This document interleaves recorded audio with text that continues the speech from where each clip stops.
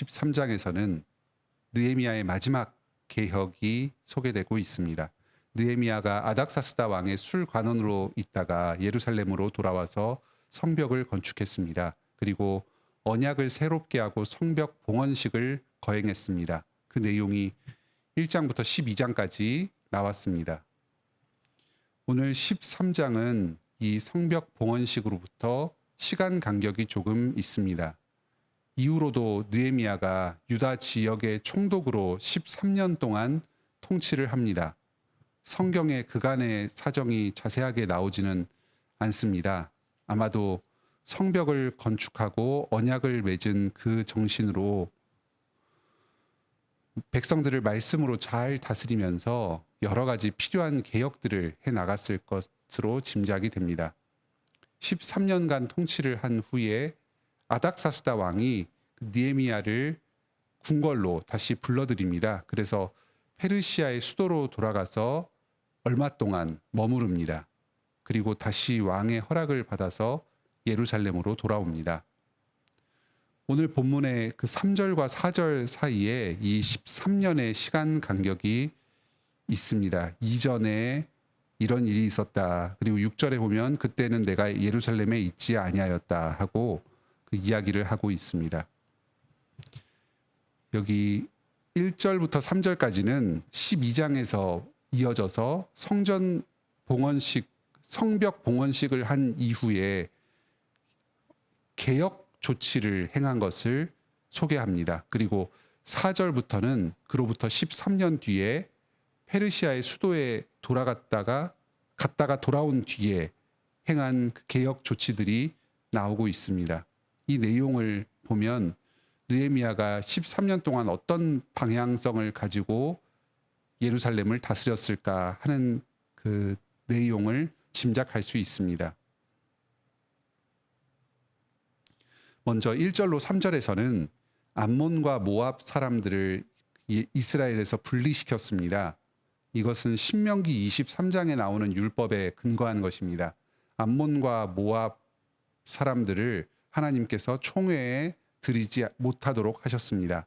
출애굽 당시에 이스라엘이 그 암몬과 모압 땅을 지나서 이스라엘 가나안 땅으로 들어가려고 할 때에 그 암몬과 모압이 길을 내어주지 않고 방해를 했습니다. 모압 왕은 발람 선지자를 돈을 주고 고용을 해서 이스라엘을 저주하도록 주문을 걸고자 하였습니다. 이러한 일 때문에 하나님께서는 그 암몬과 모압을 저주하시고 이들 대대로 이스라엘과 교류하지 않도록 하셨습니다. 이러한 명령은 그 암몬과 모압에 대한 인종적인 차별은 아닙니다. 이 민족들이 하나님을 대적하는 범죄 행위를 하였기 때문에 이스라엘 백성으로 그들과 교류하여서 물들지 않도록 경계를 하신 것입니다. 만일 그 암몬과 모압이 스스로의 잘못을 깨닫고 회개하면서 하나님께 나온다면 당연히 그들 또한 받아주시고 이스라엘 민족 안으로 들어올 수 있었습니다. 룻이 바로 모압 여인이었습니다. 하지만 그 룻이 나오미를 따라서 이스라엘 백성으로 들어오고자 할 때에 유다 지파로 들여보내주시고 다윗 왕의 조상으로 삼아주셨습니다. 지금 이 본문에서 문제가 되고 있는 것은 단순히 암몬과 모압 여인들과 결혼을 한 것 자체가 아니라 이들이 그 민족적인 정체성은 그대로 자기 민족 고유의 전통과 또 종교를 가지고 있는 채로 이스라엘 공동체 안에서 섞여서 살아가는 그것을 문제 삼고 있는 것입니다. 이 사람들을 모두 말씀의 원칙에 따라서 분리하도록 하였습니다. 그 에스라서 뒤쪽에서도 그 이 통혼했던 여인들을 다시 돌려보내는 일이 있었습니다. 그런데 이와 비슷한 일이 그 이후에도 한 10여 년이 지난 다음에도 그 계속해서 반복되고 있었던 것입니다. 그 에스라 당시에도 기간을 얼마간 주어서 이 여인들과 가족들이 여호와 신앙으로 돌이키도록 전도를 하고 기회를 허락하여 주었습니다.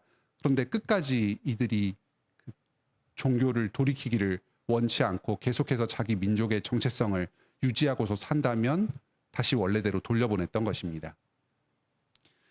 4절부터는 페르시아의 수도로 나아갔다가 다시 예루살렘으로 돌아온 느헤미야가 행했던 그 개혁 정책들을 소개하고 있습니다. 크게 5가지 개혁 정책이 있습니다. 먼저 첫째 정책은 4절로 9절에 성전을 정화한 것입니다. 암몬 지역의 총독이었던 도비야가 이스라엘의 원수로서 성벽 건축을 집요하게 방해해 왔습니다. 그런데 이 권력자가 계속해서 당시 예루살렘의 대제사장이었던 엘리야십과 친분을 쌓고 성전 뜰에 있는 그 창고에 자기의 사무실을 마련해서 그곳에서 거하면서 그 예루살렘 성전을 드나들었습니다. 이것은 이방 사람에게 함부로 성전에 방을 주어서 성전을 더럽힌 그런 큰 죄입니다. 또한 이 사람이 성전의 창고를 차지하고 있으면 그 창고를 활용을 하지 못하게 됩니다. 그 도비야에게 내어준 창고는 본래 제사장과 레위인들에게 나눠줄 재물들을 보관하고 또 여러 성전의 기구들을 보관해 두는 창고였습니다. 그런데 도비야가 여기를 차지하고 있으면 성전 기물도 제대로 관리가 안 되고 또 제사장과 레위인에게 식량도 제대로 공급이 안 되는 그런 문제가 있었습니다. 그래서 이 도비야를 몰아내고 성전을 정결하게 하고 또 성전의 기능을 회복하게 하는 개혁을 행하였습니다. 그래서 성전의 물자를 잘 관리하고 또 제사장과 레위인들에게 식량이 잘 공급될 수 있도록 정비를 하였습니다.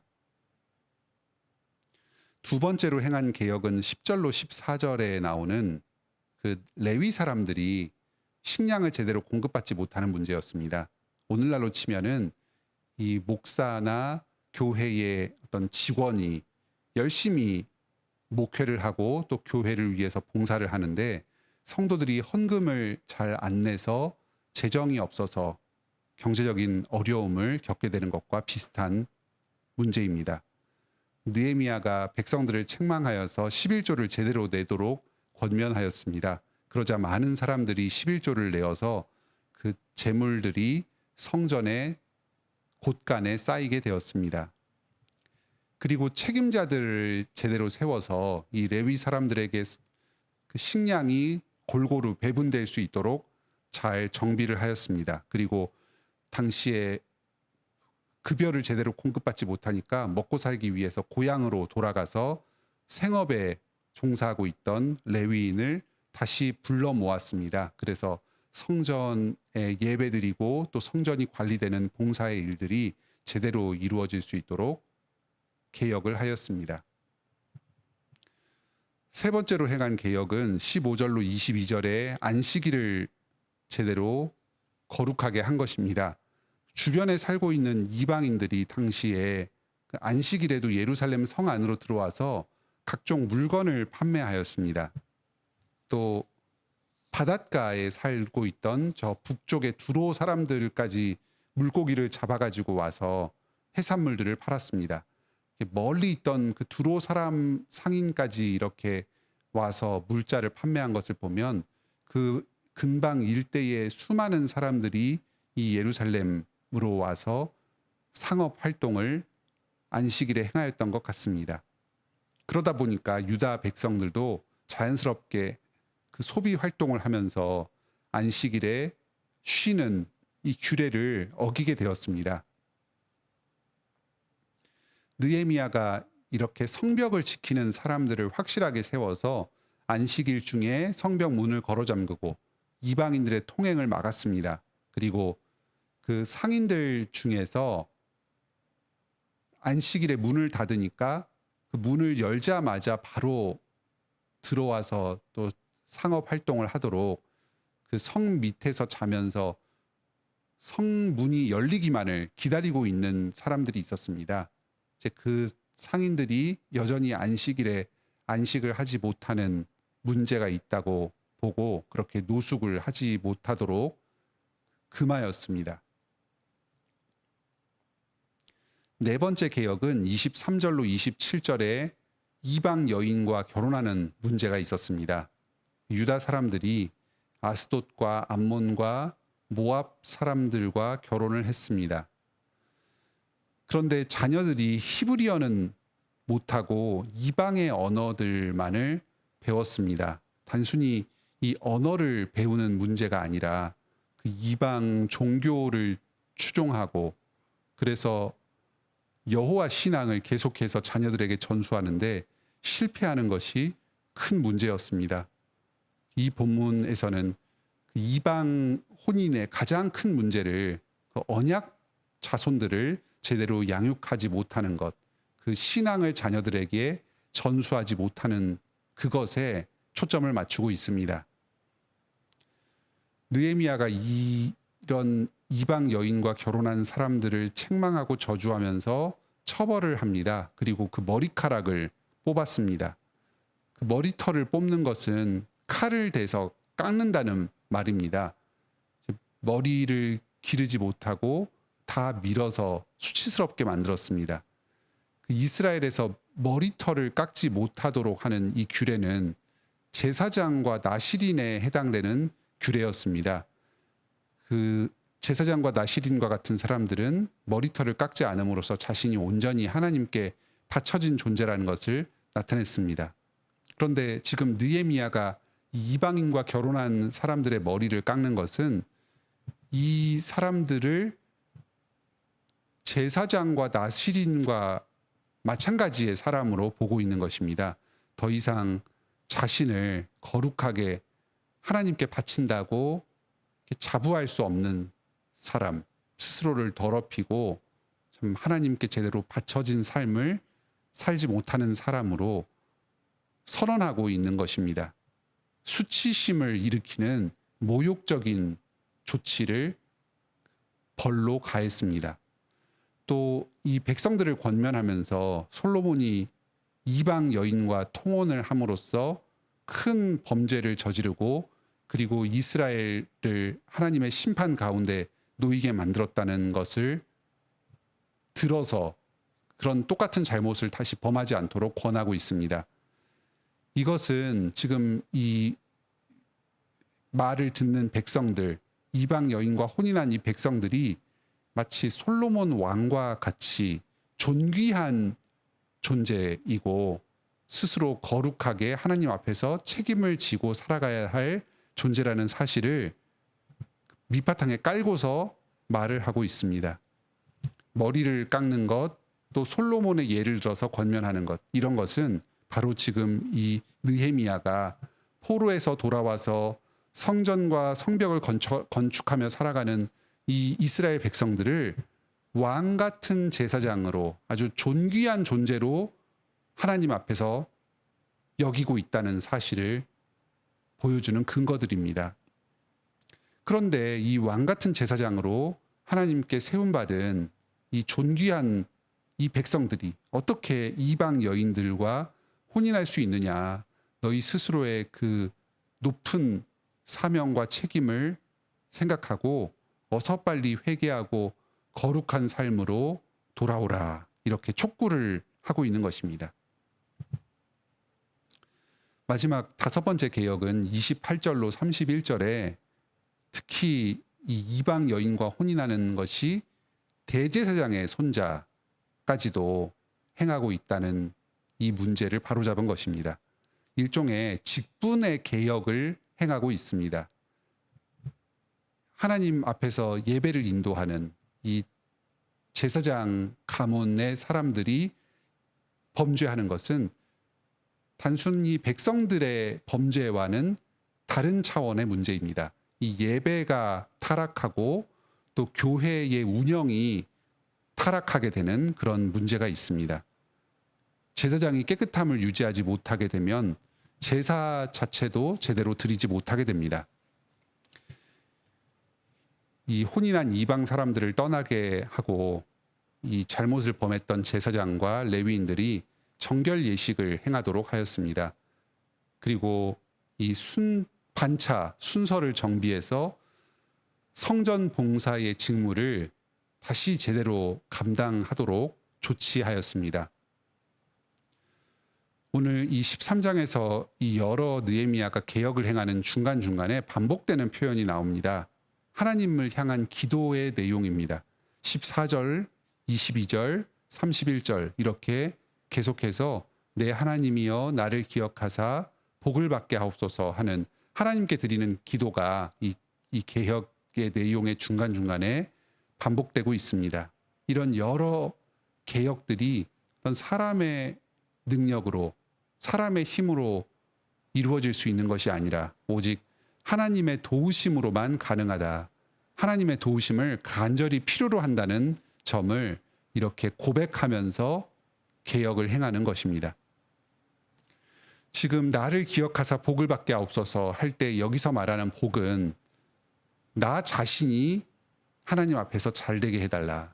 내가 잘 먹고 잘 살고 내 집안이 풍요롭게 해달라. 이런 그 간구가 아닙니다. 14절에 내 하나님의 전과 그 모든 직무를 위하여 내가 행한 선한 일을 도말하지 마옵소서. 이 나의 노력과 수고, 이 개혁을 향한 여러 헌신을 받아주셔서 헛되지 않게 하여 주시고 교회를 위하여 열매 맺게 해달라는 그러한 기도입니다. 그 개혁이 열매를 맺어서 참 하나님께서 보시기에 합당한 하나님께서 기뻐하시는 그런 교회와 그 공동체를 이루게 해달라는 그런 기도입니다. 여러 흩어진 사람들, 죄인들의 마음을 하나로 모으고 또 그 마음 가운데 참된 회개와 거룩을 향한 그 자발적인 열정, 자원하는 마음을 일으키는 것은 어떤 사람의 설득으로 가능하지 않습니다. 성령님께서 그 마음 가운데 역사해 주셔야지만 가능한 일입니다. 이 개혁은 참으로 하나님의 도우심이 있을 때에만 이루어질 수 있습니다. 그렇기 때문에 이 느헤미야는 수시로 이렇게 기도하면서 개혁의 일을 추진해 나가고 있습니다. 오늘도 우리가 교회와 삶 가운데서 하나님의 말씀의 원칙이 더욱 잘 지켜지도록 개혁해 나가야 할 과제들이 많이 있습니다. 단순히 외형적인 성전을 건축했다, 또 성벽을 건축했다고 하여서 우리의 신앙이 완성된 것은 아닙니다. 말씀의 원칙에 따라서 계속해서 예배의 개혁, 또 직분의 개혁, 또 우리의 생활의 개혁이 계속해서 이루어져 나가야 합니다. 우리에게 지혜를 허락하여 주셔서 이 말씀을 더욱 잘 깨닫게 해 주시고 이 시대를 분별하여서 지금 이 시대 가운데 하나님께서 우리에게 원하시는 그 개혁의 원칙과 과제들을 분별하는 지혜를 주시기를 간구합시다. 또 하나님께 기도하면서 예수 그리스도의 은혜를 의지하여서 우리의 가정과 교회와 직장과 또 우리의 모든 삶 전체를 온전히 하나님께 올려드릴 수 있도록 계속해서 노력해 나갑시다. 오늘도 주님께서 우리 성도들 한 사람 한 사람의 이 모든 수고를 받아주시고 열매 맺게 하여 주시고 그래서 이 땅 가운데 하나님 나라를 이루어 주시기를 바랍니다. 함께 기도합시다. 하늘에 계신 우리 아버지, 이 느헤미야서 말씀을 통해서 저희에게 큰 은혜를 베풀어 주시니 감사드립니다. 이 스스로의 부귀와 영달에 자족하지 않고 거기에 머물러서 만족을 누리면서 사는데 그치지 않고 참 하나님의 안에서 말씀 안에서 자신에게 부여된 민족적인 사명을 발견하고 이 신앙의 원칙에 따라서 많은 고난과 수고를 감당하면서 주님의 뜻을 이루는 데 신실하게 쓰임받은 이 느헤미야의 모습이 저희에게 큰 감동으로 다가옵니다. 주님께서 이렇게 참 말씀으로 주님의 백성들을 세우셔서 이러한 사람들의 헌신과 수고를 통해서 하나님의 나라를 이루어 주시니 감사드립니다. 우리에게는 느헤미야보다 더 큰 교회의 인도자가 계십니다. 바로 우리 구주 예수 그리스도십니다. 그리스도께서 더 큰 왕으로, 더 큰 선지자와 대제사장으로 우리에게 오셔서 교회를 인도하여 주시고 우리의 삶을 이끌어 주십니다. 주님의 지혜와 능력으로 분별하여 주시고 우리가 나아갈 방향을 알려주십니다. 모든 죄인들, 성도들, 주님께로부터 멀어진 자들의 그 마음을 꺾으시고 무너뜨리셔서 스스로의 교만을 철저히 회개하고 주님 앞에 나와서 무릎 꿇게 하여 주십니다. 거룩을 향하여, 의를 향하여 살도록 그의 마음 가운데 열망을 불러일으켜 주십니다.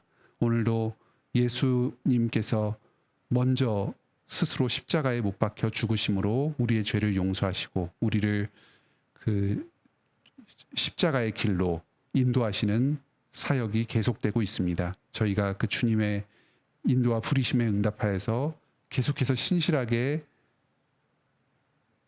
주님의 나라를 향하여서 나아가게 하여 주시옵소서. 우리의 모든 육체의 정욕을 다 버리고 주님의 뜻을 위하여서 나의 몸을 부인하여서 다른 사람들에게 사랑을 실천하게 하여 주시옵소서. 우리 모든 성도 한 사람 한 사람을 작은 예수로 또 느헤미야의 뒤를 따르는 왕 같은 제사장으로 삼아 주셔서 교회를 인도하게 하여 주시고 많은 잃어버린 성도들을 주님께 불러 모으는 데에 귀하게 쓰임 받게 하여 주시옵소서. 오늘 이 세상 패역한 가운데에 참 이 교회가 세상의 희망이 되며 참 빛과 소금이 되며 잃어버린 영혼들을 불러 모으는 주님의 복음의 전파의 기관이 되기를 원합니다. 주님께서 이 교회를 불쌍히 여겨주시고 복 내려주셔서 계속해서 주님의 복음이 왕성하게 전파되게 하여 주시고 우리 성도들의 삶 가운데 복음의 능력이 살아 숨쉬게 하여 주셔서 이 땅 가운데에 주님의 그 거룩과 영광을 찬란히 드러내게 하여 주시옵소서. 오늘도 저희가 주님의 직분과 사명을 감당하는 데 필요한 모든 필요를 주님께 간구할 때에 주님께서 저희의 기도를 들으시고 응답하여 주시옵소서. 아무런 부족함 없이 채워주시옵소서. 무엇보다도 말씀의 은혜를 각 성도들에게 공급하여 주시어서 항상 기뻐하고 쉬지 말고 기도하고 범사에 감사하는 그 성령님의 능력이 충만하게 하여 주시옵소서. 모든 부족과 결핍 가운데서도 넉넉히 이기는 그 승리의 역사, 풍요의 역사가 우리 성도들의 삶 가운데 넘치게 하여 주시옵소서. 예수님의 이름으로 기도드립니다. 아멘. 은혜로운 기도의 시간 되시길 바랍니다.